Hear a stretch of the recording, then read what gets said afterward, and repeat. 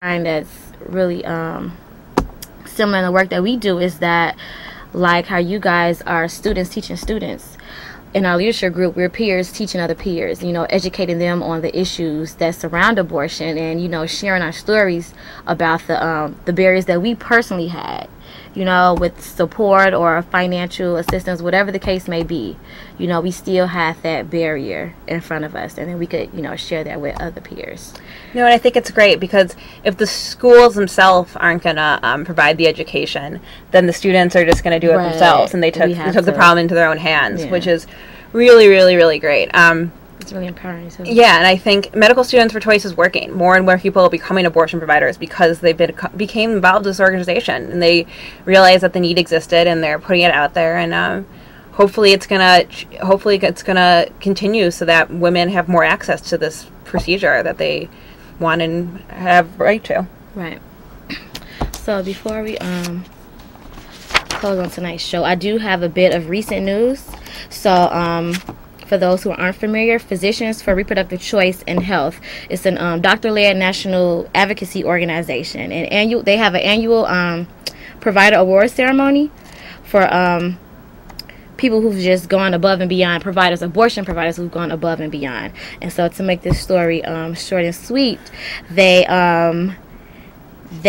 came up with a Declaration of Rights for abortion providers, and in the name of Dr. Tiller, who we mentioned before, who this year is the 1-year anniversary of his death.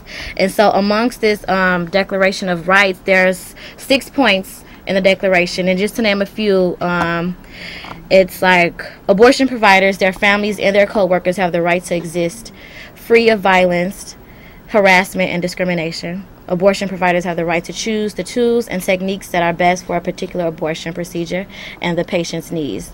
And I'm not going to go into all 6 points, but I feel like this declaration is really, really important, but at the same time, it's kind of like a bittersweet thing, because at the same time, something like this should not be needed. We should not have to have a written statement declaring someone's rights. That's ridiculous, but I am asking people to go support it. They asked us to sign on and support this declaration. So you can do that by going to www.prch.org. Again, that website is www.prch.org. And this is to sign on in support of the Abortion Providers Declaration of Rights. So, was that... No, that organization is really fantastic. It's kind of like the graduated level of Medicine for Choice, that they provide support to physicians who are abortion providers or pro-choice physicians who are supporting other abortion providers. And yeah, what happened to Dr. Tiller was such a tragedy. That is definitely something to think about 1 year later. That it's great that an organization out there is, you know, trying to do something meaningful and. You know, after his death, because it was such a tragedy that really should have never happened. Right. So, we take the one last caller. Caller? Hello? Hello. Yes, you know, number one, I'm so grateful for you two ladies that you have the courage and the strength to really, you know, live up to what you feel, because I know it's so scary what you just talked upon. In the past I've worked as an operating room nurse, and we did second trimester abortion, so I was privy to see what goes on. And such difficult decisions for a woman to make.